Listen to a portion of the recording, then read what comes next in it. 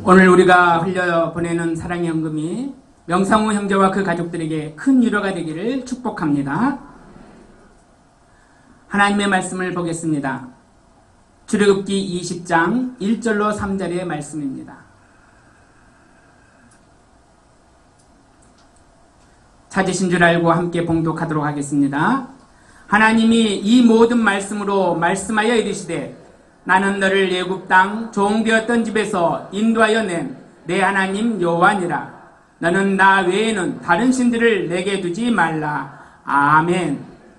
오늘 11월 10일 강사님은 이지웅 목사님이십니다. 이지웅 목사님은 예수전도단 스위스 로잔 성경연구학교장으로 사역하셨고 현재는 더 바이블 미니스트리 대표로 활동하고 계십니다. 오늘 저녁 최고의 축복이라는 제목으로 말씀 전해주실 때 우리 모두 큰 은혜 받기를 축복합니다. 사랑의 마음을 담아 큰 박수로 강사 목사님을 맞이하도록 하겠습니다.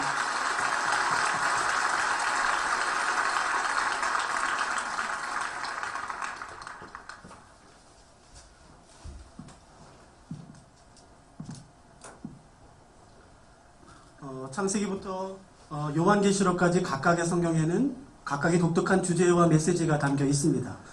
어떤 주제와 어떤 메시지는 그 성경에만 담겨 있기 때문에 만일 66권의 성경 가운데 그 성경이 빠져버린다면은 우리는 성경의 어떤 주제, 특별한 개념에 대해서는 전혀 알 수 없게 되는 것들이 있지요. 예를 들어서 예수 그리스도께서 대제사장이 되신다는 이 귀한 개념은 히브리서에서만 나와요.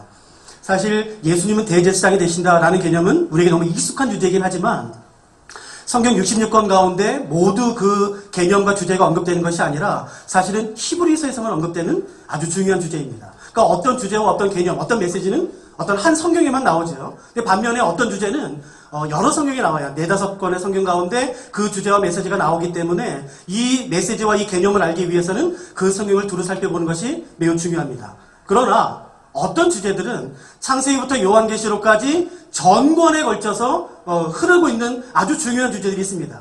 예를 들어 삼위일체 하나님의 구원의 역사.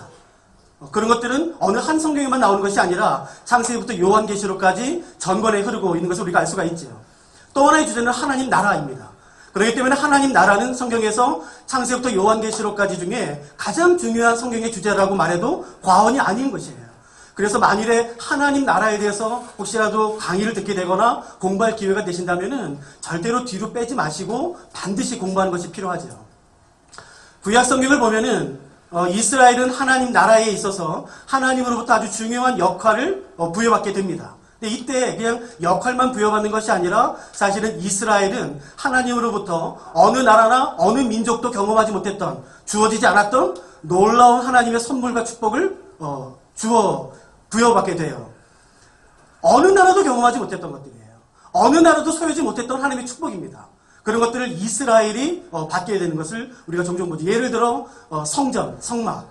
여러분 이 세상에 하나님의 집이라고 불려졌던 성막은 오직 하나 있었어요. 그리고 그것이 바로 이스라엘에게 주어졌었죠. 성막, 모세의 장막 뿐만 아니라 성전이 이스라엘에 주어졌었습니다. 그뿐만이 아니에요. 하나님의 말씀 율법도 이스라엘에게 주어졌었어요. 그뿐만이 아니죠. 기적들.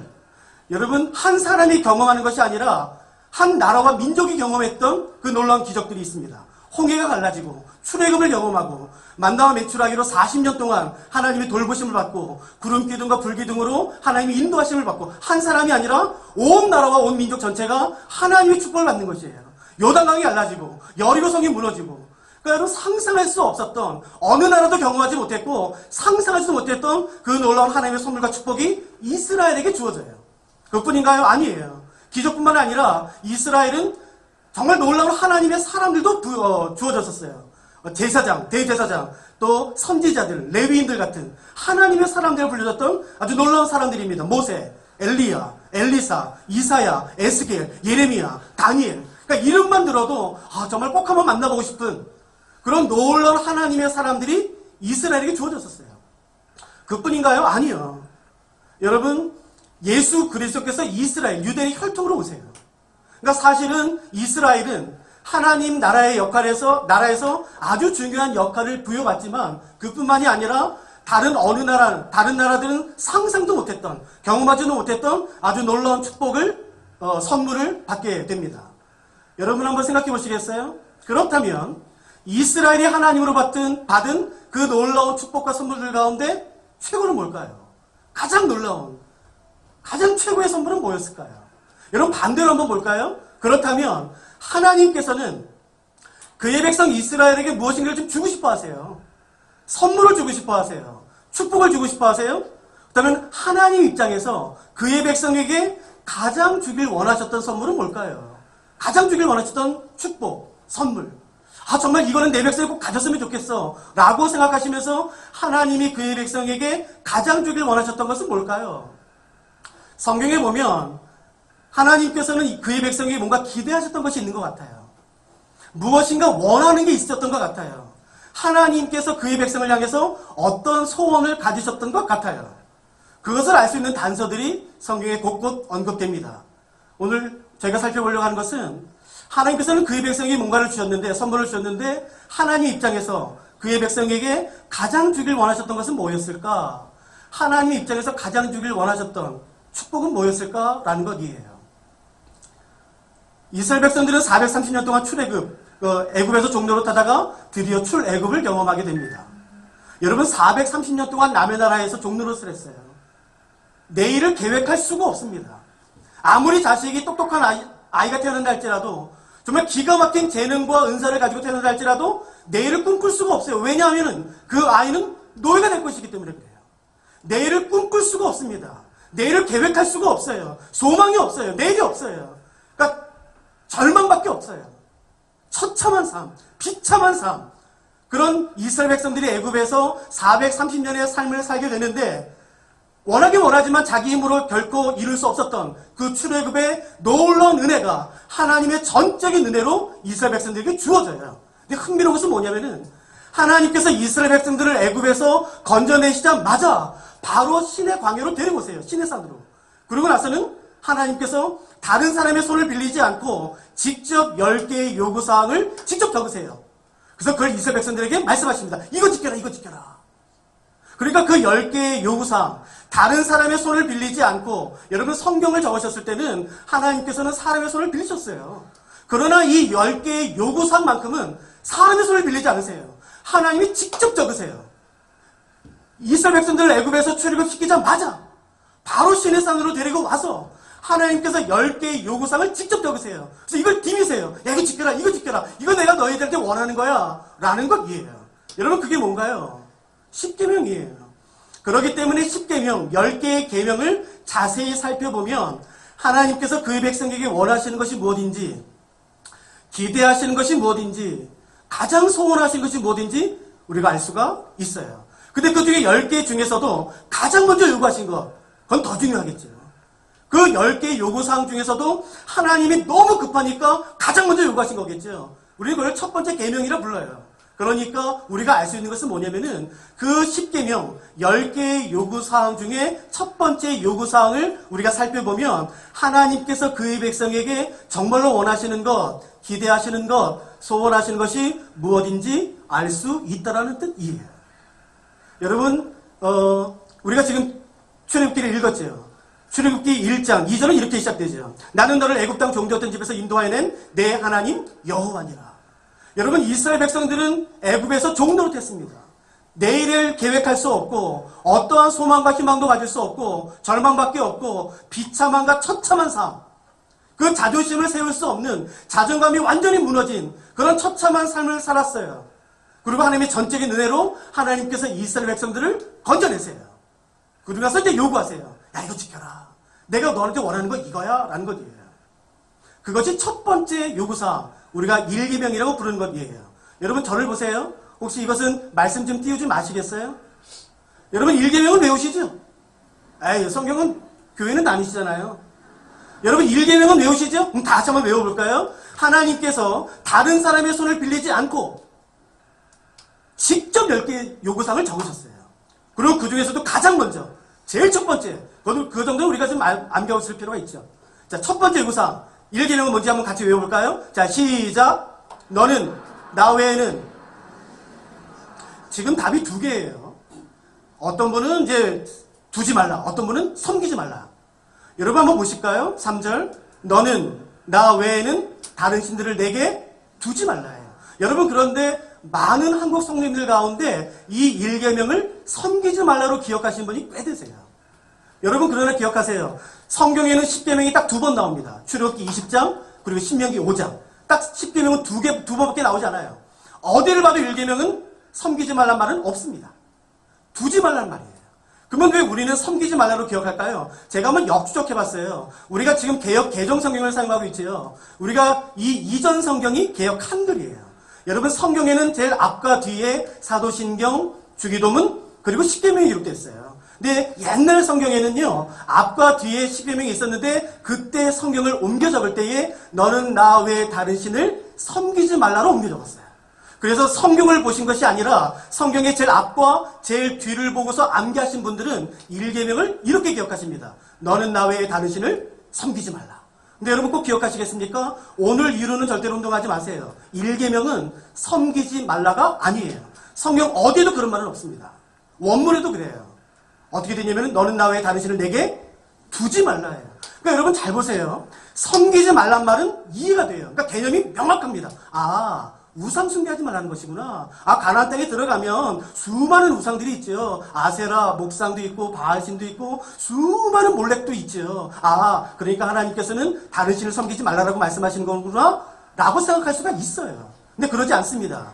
1계명, 하나님께서 그의 백성에게 가장 먼저 요구하신 것은 뭐냐면요, 섬기지 말라가 아니라 두지 말라예요. 그러니까 이 두지 말라는 개념은 딱 잡히지가 않아요. 여러분, 도대체 무슨 뜻일까요? 두지 말라. 여러분, 이 두지 말라라는 말을 온전히 이해하기 위해서는요, 그 앞에 단어만 이해하면은 이게 무슨 말인지 금방 알아요. 여러분, 바로 그 앞에 단어는 뭐냐면은 나 외는 이란 단어예요. 이 나 외는 이란 단어만 알면 아, 두지 말라는 말이 무슨 말이구나 우리가 금방 알 수가 있어요. 여러분, 죄송합니다만 저랑 같이 히브리 한 번만 공부하실래요? 저는 학교에서 17년 동안 강의하는 사람인데 사실은 화이트보드가 있으면 좋겠지만 제가 그냥 불러드릴 테니까 오늘 저랑 같이 그냥 한 단어, 히브리 한 단어만 좀 같이 공부해 보세요. 나 외는 으로 번역된 히브리어는 알파나이라는 단어예요. 여러분, 그러나 한번 보세요. 이 알파나이라는 히브리어는 여러분 지금 대한민국의 기독교 서점을 가시면 히브리어 직역성경이 굉장히 많습니다. 여러분, 히브리어 직역성경을 어느 거든지 한번 뽑아서 봐보세요. 거기에는요, 출애굽기 20장 3절에 알파나이, 우리 개역개정에는 나 외는 으로 번역된 이 단어 히브리어 알파나이를 나 외는 으로 번역한 성경은 없어요. 왜냐하면 이것은 좀 의역입니다. 히브리어 직역성경을 보시면은 다 이렇게 번역되어 있어요. 알파나이, 이 단어는 어디서 나왔냐면은 파나이, 파님이라는 단어에서 나왔어요. 파님은 우리가 알고 있는 얼굴이란 뜻입니다. 얼굴. 그렇기 때문에 알파나이를 직역하면 우리 성경에는 비록 나 외는 으로 번역이 되었지만 알파나이라는 히브리어를 직역하면은 그 뜻은 뭐가 되냐면은 내 얼굴 앞에란 뜻이에요. 내 얼굴 앞에. 여러분, 지금 한국 기독교 서점에 나와 있는 히브리어 직역성경 대부분은 이 알파나이라는 히브리어를 내 얼굴 앞에로 다 번역했습니다. 그렇기 때문에 이 10계명 가운데 첫 번째 계명인 1계명 20장 3절을 번역한다면 이렇게 번역하는 게 맞아요. 너는 나 외에 다른 신들을 내 얼굴 앞에 두지 말라는 것이에요. 여러분, 이 말은 무슨 말이냐면요, 이 말이에요. 하나님께서 이스라엘 백성들을 애굽에서 건져내시자마자 제일 먼저 요구하신 것이 뭐냐면요, 야야, 이제 내 얼굴 앞에는 좀 너만 있어라. 그리고 네 얼굴 앞에는 나만 있게 해라. 내 얼굴과 너의 얼굴 사이에 어떤 것도 두지 마라 라고 말씀하시는 거예요. 그러니까 여러분, 이것은 단순히 우상숭배를 말하는 거 아니에요. 단순히 우상숭배가 아니라 하나님께서 그의 백성을 애굽에서 건져내시자마자 제일 먼저 요구하신 것은 뭐냐면은 야야, 이제 제발 내 얼굴 앞에는 좀 너만 있어라. 그리고 네 얼굴 앞에는 좀 나만 있게 해라. 내 얼굴과 너의 얼굴 사이에는 어떤 것도 두지 마. 그러니까 첫 번째 계명이에요. 하나님께서 요구하시는 가장 첫 번째 것이에요. 여러분, 지금 출애굽기 혹시 성경을 가져오셨나요? 한 번만 더 보실까요? 출애굽기 29장 46절에 보시면은 하나님께서 이스라엘 백성들을 출애굽시키신 목적과 이유가 그냥 명확히 나와 있어요. 한번 잠깐만 살펴보실까요? 출애굽기 29장 46절 제가 한번 읽어드리겠습니다. 제가 읽을게요. 여러분, 제가 출애굽기 29장 46절을 읽을 테니까 이 본문에 의하면, 이 구절에 의하면 하나님께서 이스라엘 백성들을 건져내신 목적과 이유가 뭔지 한번 생각해 보세요. 그들은 내가 그들의 하나님 여호와로서 그들 중에 거하려고 그들을 애굽 땅에서 인도해낸 줄을 알리라. 나는 그들의 하나님 여호와니라. 여러분 제가 다시 한번 읽을게요. 출애굽의 목적이 뭔지 보세요.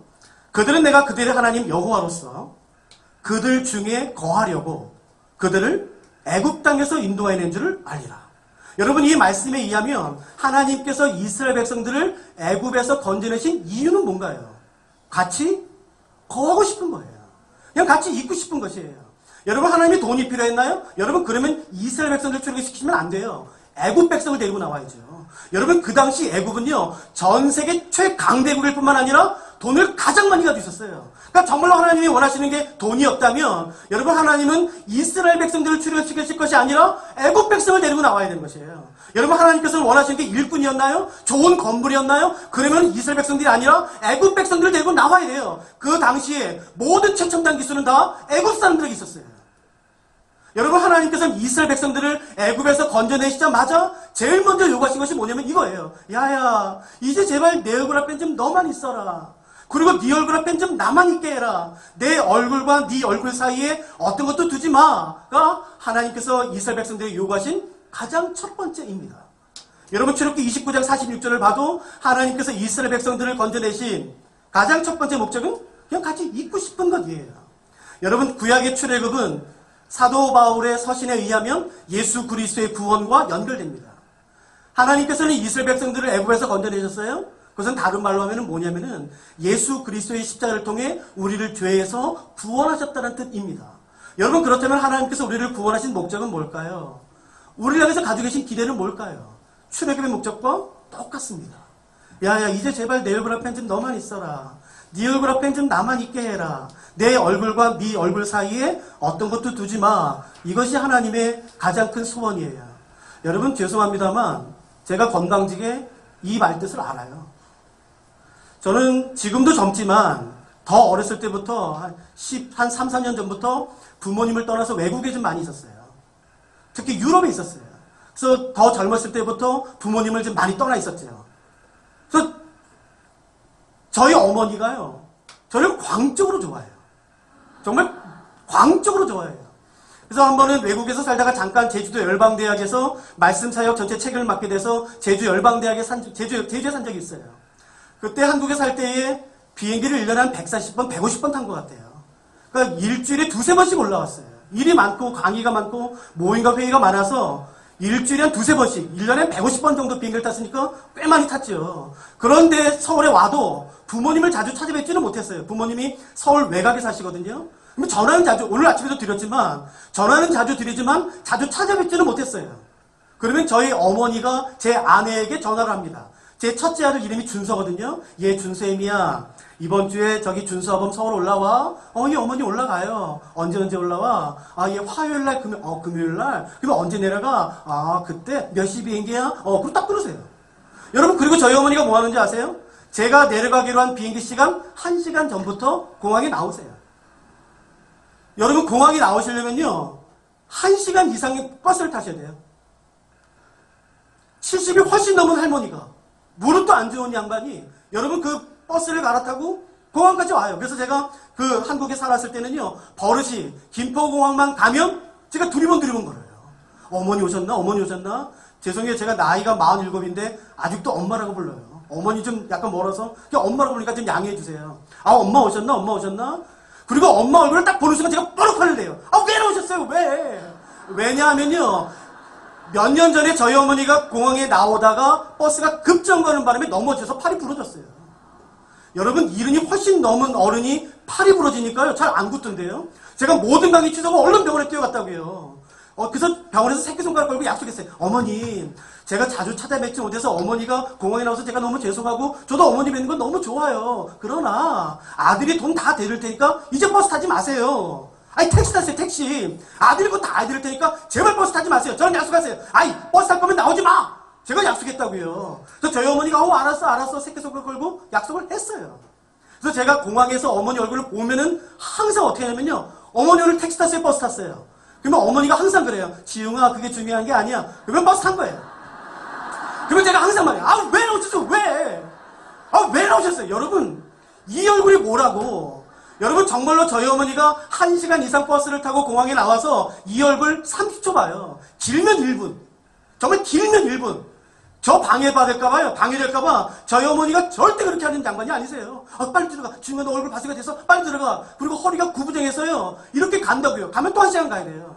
여러분 이 얼굴이 뭐라고 이 얼굴 30초 보겠다고 2시간을 씁니까? 그래서 죄송합니다만요. 제가 건방지게 하나님이 말씀하시는 게 이게 무슨 뜻인지 제가 알아요.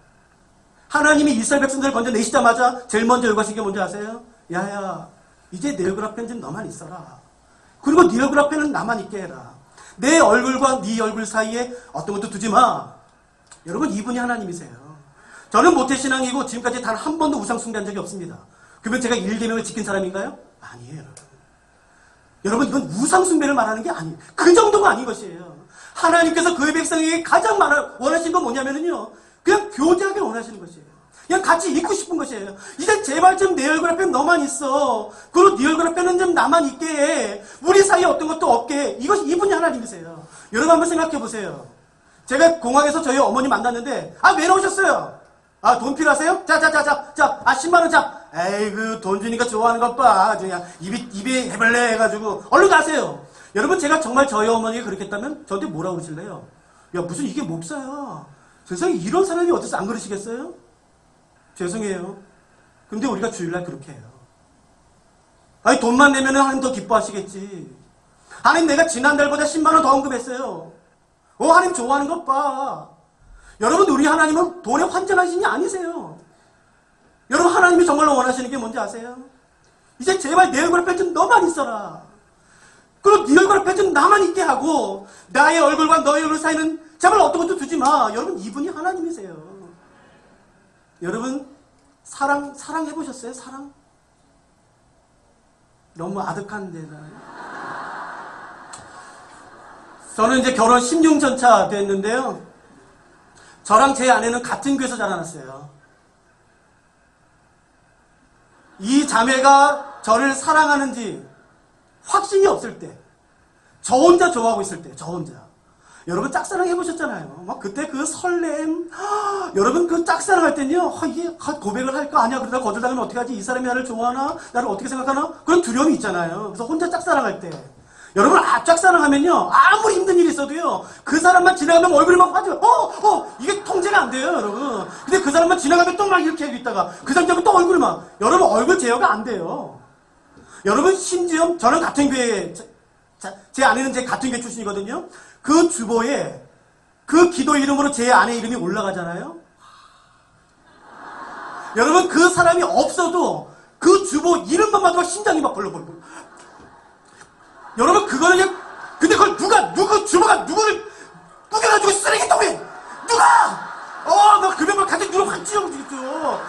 그거 안 되죠. 여러분 그 주보는 그 제 사랑하는 아내의 이름이 적힌 그 주보에는 고이 접어서 나빌라라 이렇게 주보에 찰지겠죠. 누가 쓰레기통에.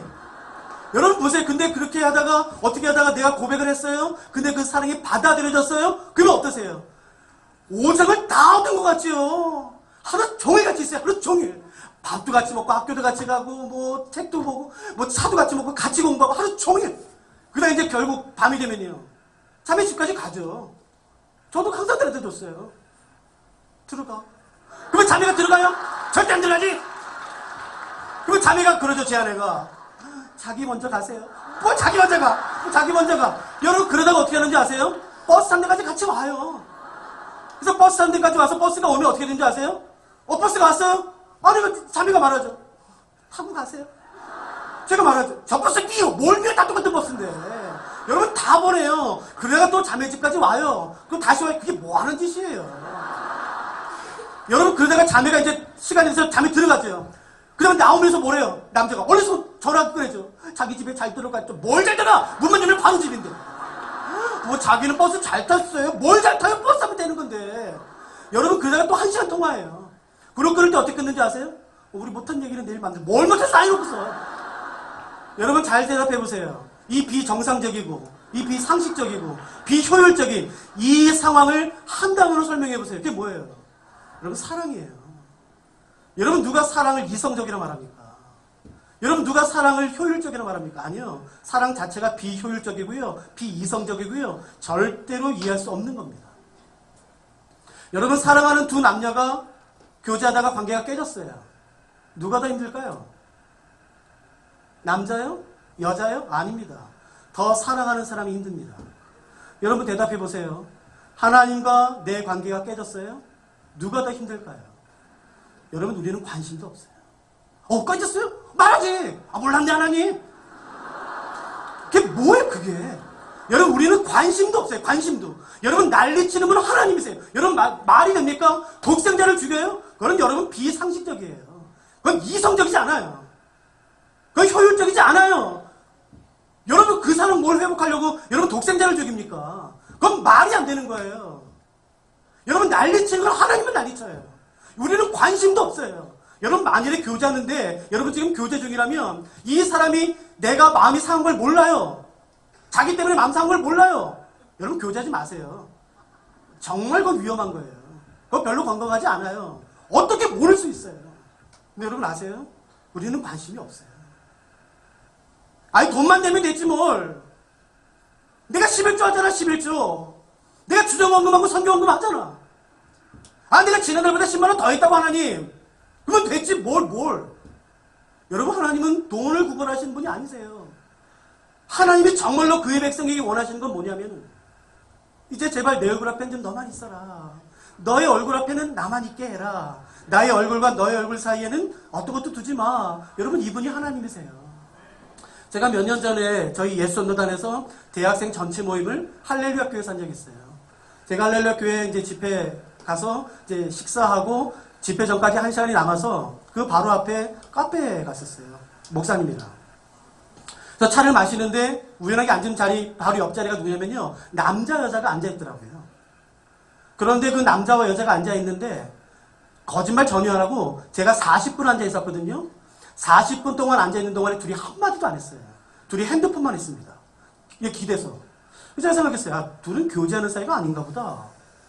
여러분 교제하는 사이는 어떤지 아세요? 남자가 여러분 테이블 배 찢어져요. 배 찢어져. 더 가까이 가. 더 못 가서 막. 여러분 결국 옆으로 가요. 여러분 옆에 붙었는데도 더 옆으로 가요. 아니 붙어 있어요. 근데 더 옆에 가고 싶어요. 더 옆에 가고 싶어요. 여러분 그때 제일 꼴불 되는 사람이 누군지 아세요? 우리 영화 보러 갈까 때 선배님 어디 가세요? 영화요? 같이 가요. 눈을 확. 여러분 아세요? 사랑하면요 절대 방해받고 싶지 않아요. 절대 누가 끼는 걸 싫어해요. 그 관계를 우리는 사랑이라 불러요. 여러분 하나님께서 그의 백성을 출애굽시키자마자 구원하자마자 제일 먼저 요구하신 것은요. 넌 돈 좀 있냐? 넌 공부 어디까지 했냐? 넌 날 위해서 뭘 해줄 수 있어? 내가 너 이렇게 구원해줬는데 넌 날 위해서 뭘 해줄 수 있어? 그런 걸 묻지 않으셨다고요. 제일 먼저 요구하신 게 뭐냐면요. 야야 이제 제발 내 얼굴 앞에 좀 너만 있어라. 우리 사이에 어떤 것도 없게 해라. 여러분 이분이 하나님이세요. 여러분 한번 들어보시겠어요? 그런데 하나님께서 어떤 한 선지자를 부르세요. 그냥 들어보세요. 제가 성경 읽어드릴게요. 그래서 이렇게 말씀하세요. 야야 너 내 백성한테 가서 내 말 좀 전해줄래? 예 하나님 제가 전할게요. 뭐라고 전할까요? 그래 이렇게 좀 전해 라고 하나님께서 전할 말씀을 그 한 선지자에게 주세요. 그래서 그 선지자가 가서 이스라엘 백성들에게 하나님의 말씀을 전합니다. 그 선지자가 바로 예레미야예요. 여러분 제가 그냥 읽어드릴 테니까 한번 보세요. 여호와의 말씀이 내게 임하니라 이르시되 가서 예루살렘의 귀에 외칠지니라. 여호와께서 이와 같이 말씀하시기를 하나님께서 예레미야에게 전하라고 주신 말씀이 바로 이 말씀이에요. 잘 들어보세요. 내가 너를 위하여 내 청년 때의 인애와 내 신혼 때의 사랑을 기억하노니. 야야 예레미야야 너 내 백성한테 가서 말지 말래? 예 말씀 전하세요. 말씀하세요. 제가 전하겠습니다. 뭘요? 내 백성한테 가서 이렇게 말해라. 내가 내 백성과 나눴던 그 신혼의 사랑, 그 청년 때의 인애 내가 지금도 기억한다고 말 좀 해줘. 그러니까 하나님은 이스라엘 백성과 나눴던 그 신혼의 사랑, 그리고 청년 때의 인애를 기억하고 계세요. 그러면 질문 생기죠. 그러면 도대체 하나님이 기억하시는, 하나님이 생각하시는 이스라엘 백성과 나눴던 신혼의 때는 언제였을까요? 이스라엘 백성들의 청년의 때는 언제였을까요? 본문에 나와요. 들어보세요. 내 청년 때의 인애와 내 신혼 때의 사랑을 기억하노니 곧 씨 뿌리지 못하는 땅 그 광야에서 나를 따랐습니다. 그러니까 하나님께서 기억하시는 이스라엘 백성과 나눴던 신혼의 사랑, 청년 때의 인애는 이스라엘 백성들이 출애굽해서 가나안 땅에 들어가기 전 40년의 기간을 의미한 것이에요. 그러니까 그 40년의 기간 동안을 하나님은 신혼으로 기억하세요. 청년 때의 인애로 기억하세요. 그러니까 하나님이 이때가 너무 좋으셨나 봐요. 그러니까 이때 아마 이스라엘 백성들이 출애굽해서 가나안 땅에 들어가기 전 그 40년 기간 동안 광야에서 그냥 이스라엘 백성들이 하나님이 뭐라고 말씀하시면 깜빡 죽었나 봐요. 그냥 불평 한마디도 안 하고 그냥 하나님 말씀하시면 아멘, 할렐루야 그냥 뭐든지 순종하고 그렇게 잘했나 봐요. 맞아요? 여러분 우리가 압니다. 여러분 민수기 보시면 출애굽기 보시면 신명기 보시면 이스라엘 백성들이 출애굽해서 가나안 땅에 들어가기 전 그 40년 기간 동안 얼마나 하나님을 향해서 삿대질하고 욕하고 대적했는지 우리가 알아요. 근데 죄송한 건 뭐냐면 재밌는 건 뭐냐면요. 하나님은 다르게 기억하세요. 우리도 아는 그 이스라엘의 반역과 그 죄와 불평과 그 원망과 그 삿대질을 우리도 아는데 하나님은 정반대로 기억하세요. 그걸 좋아하세요. 하나님이 너무 오래 사셨나요? 왜 그럴까요?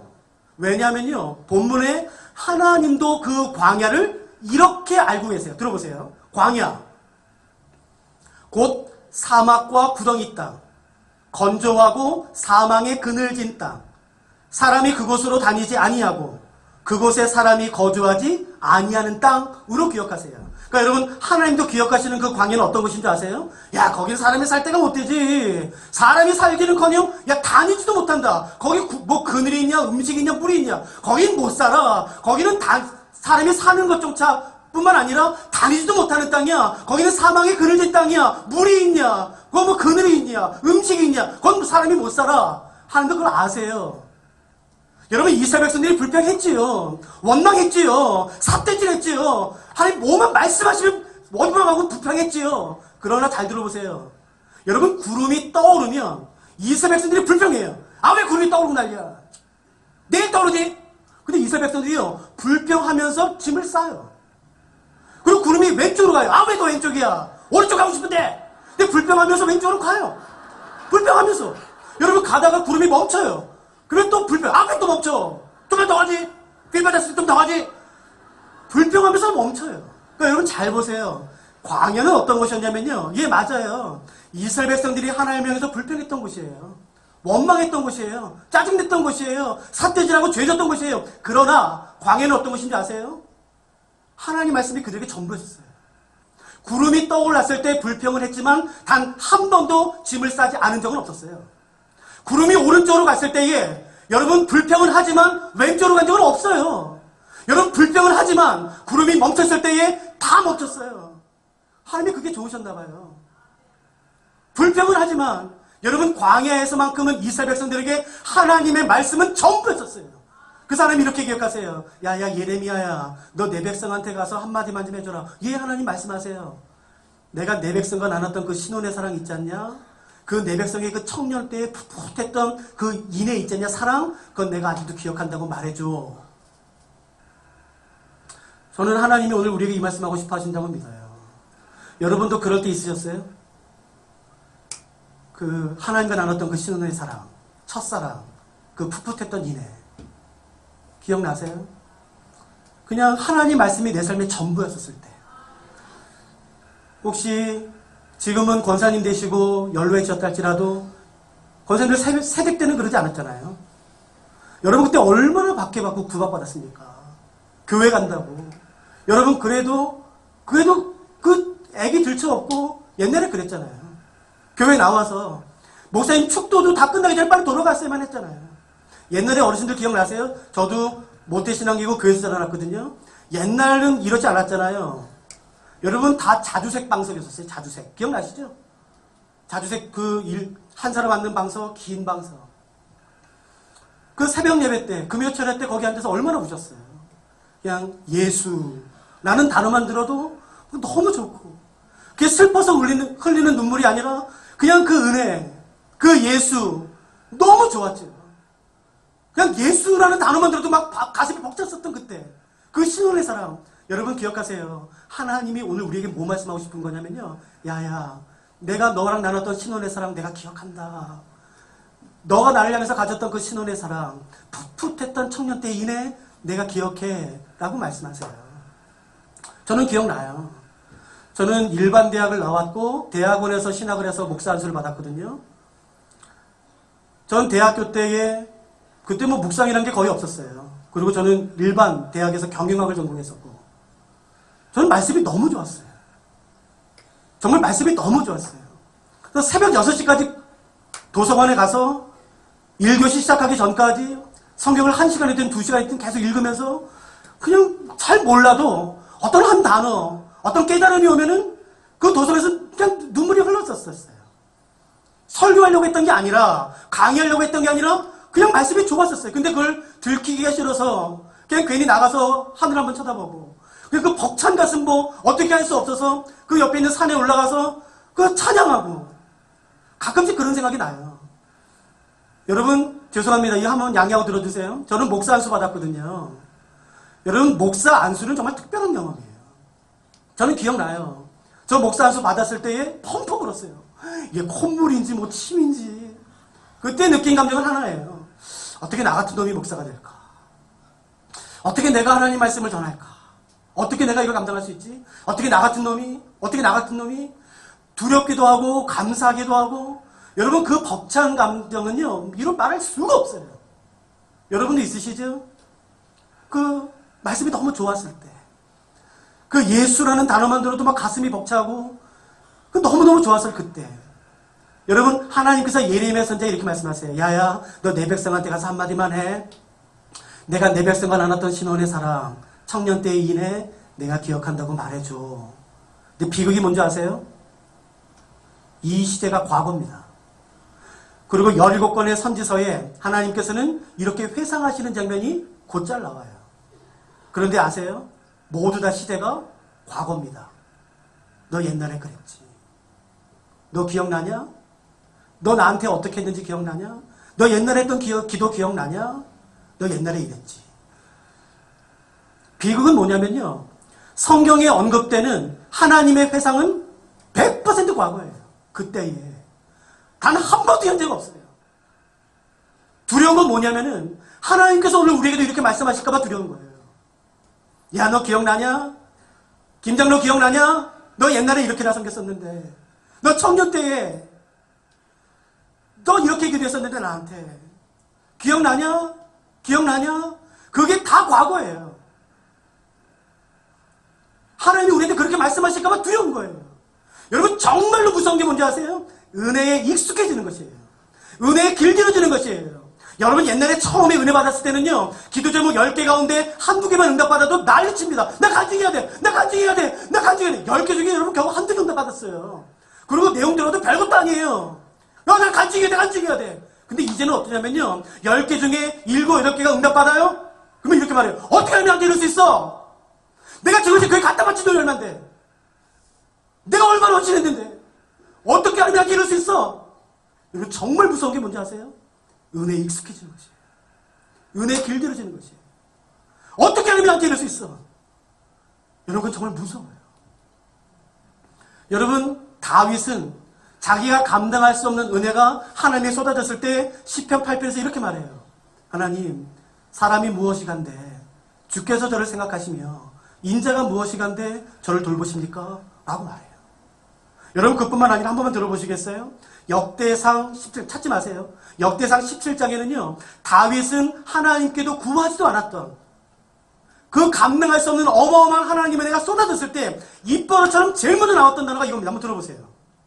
그 하나님의 은혜가 다윗에게 주어졌을 때 다윗이 제일 먼저 반응했던 것은 이것이에요. 다윗 왕이 여호와 앞에 들어가 앉아서 이르되 여호와 하나님이여 나는 누구이오며 내 집은 무엇이기에 나에게 이에 이르게 하셨나이까. 여러분 다윗이 구하지도 않았던 감당할 수도 없었던 그 하나님의 은혜가 다윗에게 주어졌을 때 다윗이 제일 먼저 한 게 뭔지 아세요? 하나님 왜 자꾸 저를 그렇게 하세요? 제가 뭔데? 저희 집은 뭔데? 자꾸 이렇게 하세요. 그 다음에 이렇게 말합니다. 여호와 하나님이여 나를 존귀한 자들같이 여기셨나이다. 하나님, 제가 존귀한 자가 아닌데 왜 자꾸 저를 존귀한 자라고 말씀하세요? 여러분, 다윗의 원래 신분을 아세요? 원래 직업을 아세요? 뭐였나요? 목동입니다. 여러분, 이스라엘 사회에서 목동은 천민 중에 천민입니다. 여러분, 이스라엘 율법에는 목동의 경우 법정에서도 증언의 효력이 없습니다. 사람 취급 안 해요. 여러분, 그게 목동이에요. 여러분, 다윗의 원래 신분이 목동이었어요.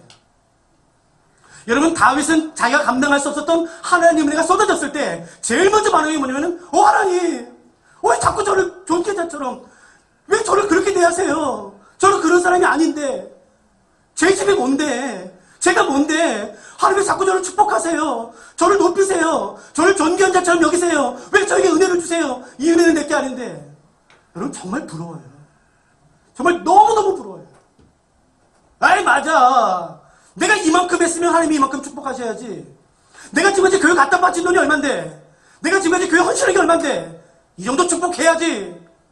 그렇게 반응할까봐 무서워요. 여러분, 정말 그건 무서운 거예요. 누가 오늘 지금 이렇게 고백하시겠어요? 다윗처럼. 하나님, 저를 왜 자꾸 존귀한 자처럼 여기세요? 저는 존귀한 자가 아닌데 왜 자꾸 저에게 은혜를 주세요? 여러분, 옛날에 했던 기도들 기억나세요? 하나님, 이것만 해주시면, 하나님, 이것만 해주시면. 저에게도 그런 기도가 있었어요. 제 생애에 가장 간절했던 기도 중에 하나. 저는 아들만 3명이거든요. 첫째 아이가 7살 때 제가 다른 곳에서 강의를 하고 있었어요. 근데 밤 11시가 훨씬 넘어서 제 아내에게 전화가 왔어요. 여보, 큰일 났어요. 왜? 아이가 쓰러졌어요. 거품 물고. 눈이 돌아갔어요. 그래서 직감했죠. 큰일 났다. 그래서 좀만 지켜보자. 이게 한 번일 수 있으니까 좀만 지켜보자. 근데 그 다음날 또 전화가 왔어요. 비슷한 시간에. 여보, 애가 또 쓰러졌어요. 그래서 알았어요. 그래서 제주도에 내려가자마자 제주도에 있는 병원에 가서 뇌파를 찍었어요. 그랬더니 명확하게 나오더라고요. 2번이나 찍었어요. 그러니까 뇌파가 명확하게 명확하더라고요. 얘는 못 고칩니다. 일평생. 여러분, 그때 제가 했어요. 얘는 부모 없으면 안 되겠다. 제가 기도했어요. 하나님, 얘는 제가 일평생 책임집니다. 내가 설교 못해도 하나님이 나에게 맡겨주신 이 아들만큼은 내가 일평생 책임집니다. 얘 가다 쓰러지면 제가 책임집니다. 제가 그렇게 했었어요. 근데 한 달 뒤에 아주 우연한 기회에 일회 목동병원의 병원장님을 알아서 다시 한번 뇌파를 찍었어요. 근데 웬걸요? 깨끗이 났어요. 여러분, 그래서 제가 그 뇌파 2개를 다 갖고 있어요. 2장을. 너무나 명확한 그 진단이 하던 2장. 그리고 깨끗한. 그래서 다시 한번 또 찍었어요. 깨끗이 났어요. 그걸 잊을 수가 없어요. 여러분, 그때 그 간절함 아시겠어요? 여러분에게도 이런 게 있지 않으셨나요? 하나님, 이것만 해주시면. 여러분, 근데 그 은혜에 익숙해지면, 길들여지면 여러분, 하나님의 은혜를 뻔뻔하게 요구합니다. 여러분, 누가 좀 오늘 하나님께 좀 나아가시겠습니까? 여러분, 하나님께서 이스라엘에게 주신 수많은 축복 가운데 여러분, 하나님께서 이스라엘을 사랑하세요. 하나님께서 그의 백성과 함께 있고 싶어 하세요. 세상에 이것보다 더 큰 축복이 어디 있습니까? 여러분 아세요? 우리 하나님이 우리와 함께 있고 싶어 하세요. 우리를 사랑하세요. 야야, 이제 제발 내 얼굴 앞에는 너만 있어라. 네 얼굴 앞에는 나만 있게 해라. 내 얼굴과 너의 얼굴 사이에 어떤 것도 두지 마. 여러분, 이분이 하나님이세요. 절대로 은혜에 길들여주고 싶지 않아요. 여러분, 말씀 하나만 읽어볼까요? 제가 마칠 시간이 됐네요. 좀 들어보세요. 신명기 말씀입니다. 내가 오늘 내게 명하는 여호와의 명령과 법도와 규례를 지키지 아니하고 내 하나님 여호와를 잊어버리지 않도록 삼갈지어다. 내가 먹어서 배부르고 아름다운 집을 짓고 거주하게 되며 또 내 소와 양이 번성하며 내 은금이 증식되며 내 소유가 다 풍부하게 될 때에 내 마음이 교만하여 내 하나님 여호와를 잊어버릴까 염려하노라. 여호와는 너를 애굽 땅 종되었던 집에서 이끌어내시고 너를 인도하여 그 광대하고 위험한 광야 곧 불뱀과 전갈이 있고 물이 없는 간조한 땅을 지나게 하셨으며 또 너를 위하여 단단한 반석에서 물을 내셨으며 내 조상들도 알지 못하던 만나를 광야에서 내게 먹이셨나니 이는 다 너를 낮추시며 너를 시험하사 마침내 내게 복을 주려 하심이었느니라. 그러나 내가 마음에 이르기를 나의 능력과 나의 손의 힘으로 내가 이 재물을 얻었다 말할 것이라. 너의 하나님 여호와를 기억하라. 그가 내게 재물을 얻을 능력을 주셨습니다. 여러분 혹시 이렇게 기도하고 싶은 분이 계세요? 하나님, 맞습니다. 하나님이 제게 은혜를 주셨습니다. 그래서 제가 여기까지 왔습니다. 여러분 맞아요. 열심히 사셨죠. 열심히 공부했죠. 여러분 대한민국 학생들처럼 공부 열심히 안 하는 사람이 또 어디 있습니까? 그렇게 공부했으면 다 서울대 갔죠. 맞아요. 내 열심히 일했죠. 새벽같이 나가서 밤늦게 돌아왔죠. 여러분 그러면 다 잘 살게요? 아니요, 그렇지 않아요. 시장 가보세요. 새벽부터 일하세요. 여러분 우리가 어떻게 이렇게 되었습니까? 하나님의 은혜예요. 여러분 누가 지금 오늘 나가서 그 하나님의 은혜에 감사하시겠습니까? 오늘 하나님께서 그의 백성에게 요구하신 것은 하나예요. 너의 하나님을 기억해라. 하나님, 나도 기억합니다. 내가 하나님과 나눴던 그 신혼 때의 사랑, 그 청년 때의 인애, 내가 하나님 기억합니다. 하나님 내 가운데 그 첫사랑이 식어지지 않도록 해주십시오. 시간이 지날수록 그 하나님을 향한 나의 사랑이 더 풍성하게 해주십시오. 더 깊어지게 하십시오. 우리 좀 그렇게 고백하고 싶은 것이에요. 여러분 우리가 같이 찬양 하나 하고 마칠까요? 제가 찬양 하나를 부탁했거든요. 이 찬양은 제가 제주열방대학에서 성경연구하고 책임 맡아 있을 때에 저희 학교에 한 73 대신 한 목사님이 입학하셨어요. 이미 은퇴하셨고 캐나다에서 은퇴하셨고 또 박사학위도 있으신 분인데 저에게 공부를 배우셨다고 오셨어요. 그래서 학생들 앞에서 간사들 앞에서 제가 물어봤어요. 목사님, 아니 목사님 같은 분이 왜 공부하러 다시 오셨습니까? 그때 목사님이 이렇게 말씀하시더라고요. 예, 네 정말 하나님 더 알고 싶어서요. 그때 그 말 앞에 모든 사람들이 다 숙연해졌어요. 근데 그분에게 딸이 있었습니다. 근데 그 딸도 아주 좋은 대학에서 공부 잘하고 미래가 보장된 분이었는데 그분도 하나님의 은혜를 받아서 우즈베키스탄과 키르기스탄 그쪽으로 선교사로 나가기를 결정했어요. 그리고 그때 하나님, 제가 어떻게 하나님의 복음을 증거할 수 있는 선교사가 될 수 있었습니까? 정말 하나님의 은혜가 얼마나 감사한지 그 은혜를 기억하면서 노래를 만들었어요. 그 노래입니다. 혹시 아마 많이 아실 것 같아요. 우리가 이 찬양을 지금 하나님의 귀에 들려드리십시다. 우리 좀 같이 찬양하실까요?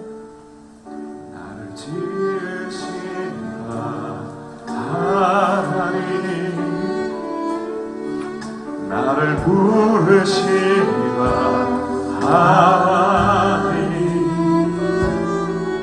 나를 보내시니도 하나님, 나의 나 된 것으나 하나님을 해라. 나의 달려갈 길 다하도록, 나의 마지막 꿈을 다하도록, 나로 그 십자가 굳게 하시니 나의 나 된 것으나 하나님을 해라.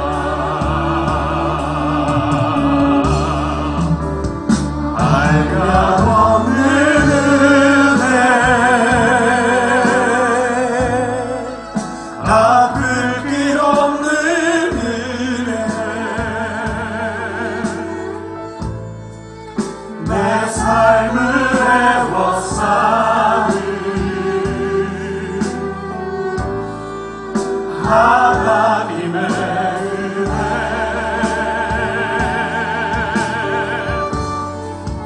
나 주저함 없이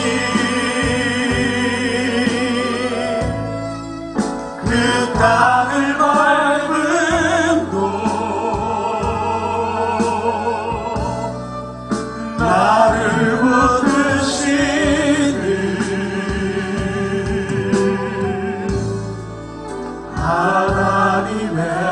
우리 다시 한번 찬양하실까요? 한량없는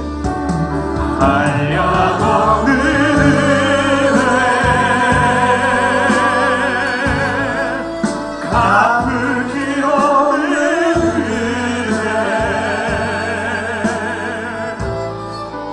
내 삶을 애워싸는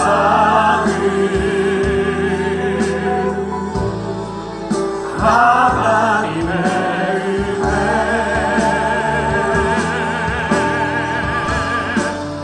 나 주저함 없이 그 땅을 밟은 곳 나를 붙드시는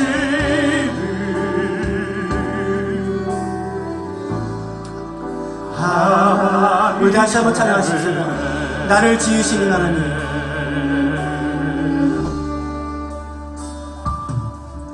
나를 지으시니가 하나님 나를 부르시니가 하나님, 나를 부르시니가 하나님 나를 보내시니도 나를 보내시니도 하나님 나의 나 된 것은 나의 나 다 하나님의 은혜라.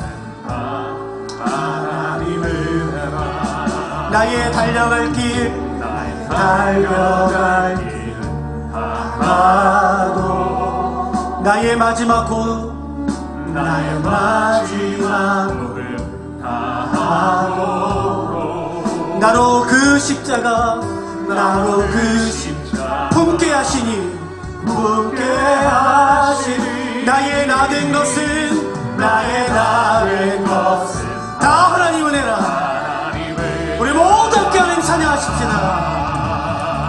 한량없는 한량없는 은혜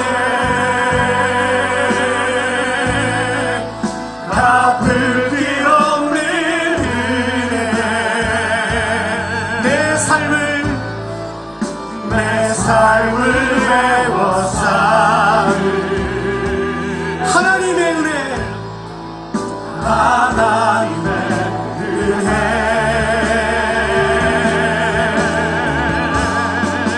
나 주저함 없이 그 땅을 밟은 곳 나를 붙드시는 나를 붙드시니 하나님의 은혜 하나님의 은혜 한량없는 은혜 한량없는 은혜 갚을 길 없는 은혜 갚을 길 없는 은혜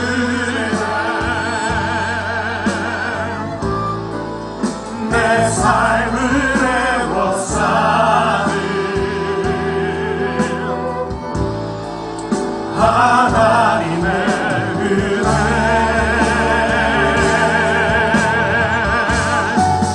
나 주저함 없이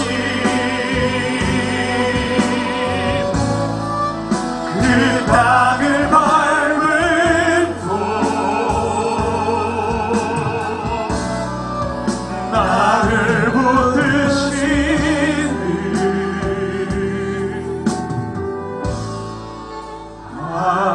하나님의 우리 같이 기도하십시오. 혹시 오늘 하나님께 이렇게 고백하고 계시고 싶으신 분이 계세요? 만약 하나님이 오늘 우리에게 솔로몬에게 말씀하셨던 것처럼 이렇게 질문하신다면, 야야 너 기억나냐? 솔로몬 내가 원하는 거 내가 다 들어줬다. 내가 너에게 내가 들어줄게. 너 나한테 바라는 거 있냐? 너 나한테 바라는 거 있냐? 아무거나 말해라. 내가 하나 들어줄 테니까 다 말해봐라 라고 질문하신다면, 혹시 오늘 이렇게 말씀하고 싶은 분 계세요? 네, 있어요. 하나님. 하나님도 갖고 싶습니다. 하나님도 소유하고 싶습니다. 하나님도 알고 싶습니다. 하나님, 하나님과 내 사이에 어떠도 없으면 좋겠습니다. 내가 하나님도 사랑할 수 있도록, 하나님도 가질 수 있도록 도와주십시오. 여러분 이렇게 고백하고 싶은 분이 계세요? 우리 좀 같이 그렇게 보좌 앞에 나와서 기도하기 시작하십시다. 하나님, 내가 주님을 더 원합니다. 내가 주님을 더 가질 수 있도록 도와주십시오. 내가 그 은혜에 길들이지 않도록 도와주시며 익숙해지지 않도록 도와주시며 주님을 더 사랑할 수 있도록 도와주십시오. 우리 다 같이 일어나서 같이 기도하시겠습니다. 같이 기도하시겠습니다. 하나님, 내가 주님을 더 원합니다.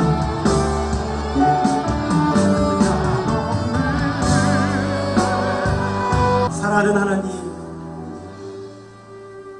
그거 아십니까? 저희가 이 땅에서 육신을 입고 살아서 하나님, 저희는 정직하게 집도 필요합니다. 돈도 필요하고 직업도 필요하고 건강도 필요하고 하나님, 저희들한테 필요한 게 너무 많습니다. 근데 하나님, 한 번만 오늘 밤에 저희 마음을 한 번만 테스트해 주십시오. 돈으로, 명예로, 자리로, 보장된 미래로, 편안한 삶으로, 높은 자리, 하나님, 저희 마음 한 번만 테스트해 봐 주십시오. 절대 흔들리지 않을 것입니다. 왜냐하면 정말 하나님 더 갖고 싶습니다. 하나님, 정말 하나님 사랑합니다. 하나님, 저희 마음을 좀 받아주십시오. 한국 교회가 하나님 더 사랑할 수 있도록 도와주십시오.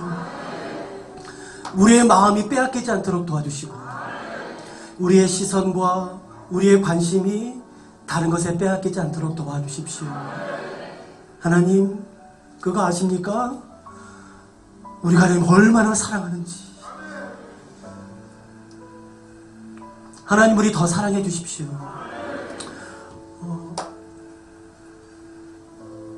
살아계신 하나님과 더 친밀한 교제 나누고 싶습니다. 하나님, 하나님과 내 사이에, 나 사이에 어떤 것도 두고 싶지 않습니다.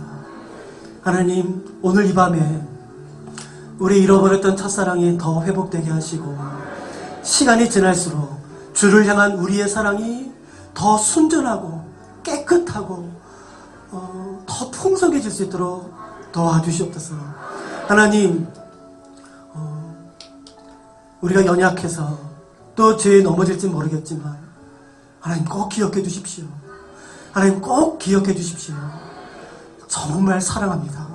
그리고 정말 하나님을 원합니다. 사랑하는 예수 그리스도의 이름으로 함께 기도했습니다.